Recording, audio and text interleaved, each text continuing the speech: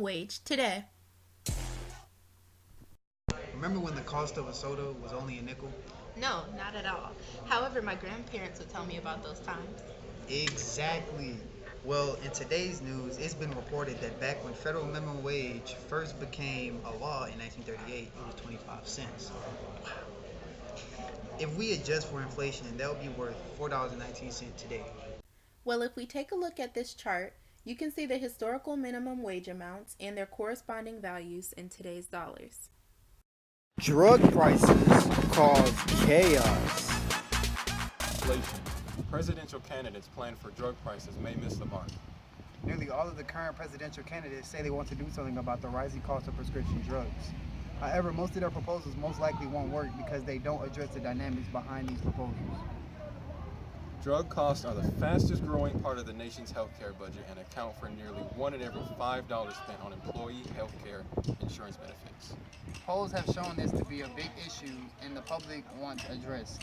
So you may be asking, what's driving up this drug cost? Specialty drugs, particularly Sovaldi and others that can be used millions of patients of their 80,000 to 100,000 price tags quickly make an impact. Those drugs alone were estimated to have added half a percentage point to the 2014 health spending inflation rate. The drug expenses had such large impact on the state Medicaid programs, which provide health coverage for low-income people that may have started rationing.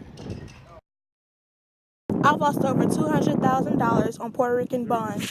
Teresa Garcia thought it was a patriotic move to buy about $500,000 worth of Puerto Rican bonds in 2005 to help with Puerto Rico's $70 billion debt crisis. What seemed safe at the time, patriotic and an investment, turned out to be a triple whammy of pain. Their bonds are now worth a lot less, their taxes are rising, and their home values are plunging because of mass population loss from the island. Puerto Rico's government says the bonds are in the hand of vultures, people who lent Puerto Rico money and now expect to be paid are being portrayed as greedy citizens. Here's what Puerto Rico's governor has to say about the crisis. We are out of cash. We have been able to meet our creditors up to now through what Senator Blumenthal very eloquently described as fiscal gymnastic. There's no more tricks. We have been moving money from one pocket to the other just to put the money together to pay. The January 1st and then the May payment are humongous. And again, this will be a humanitarian crisis under the flag of the United States very soon if Congress do not act now. Big countries must take bold action to boost growth. International Monetary Fund researchers say countries with fiscal space, meaning those not running big budget deficits, should spend more to boost demand. In essence, the IMF wants the world's biggest economies to agree on a coordinated stimulus program to boost sluggish global growth.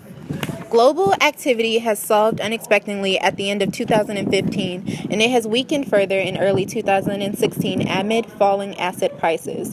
In January, growth went from 3.6% to 3.4%. The IMF predicts for another downgrade in April. The world is facing an increasing grim reality, with market turmoil, falling asset prices, and central banks inflating economies.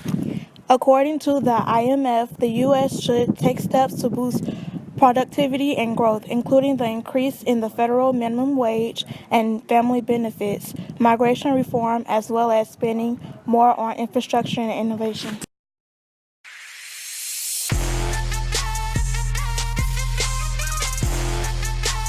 Thank you for watching Broadcast News. Tune in tomorrow at 9 to be updated on more current events.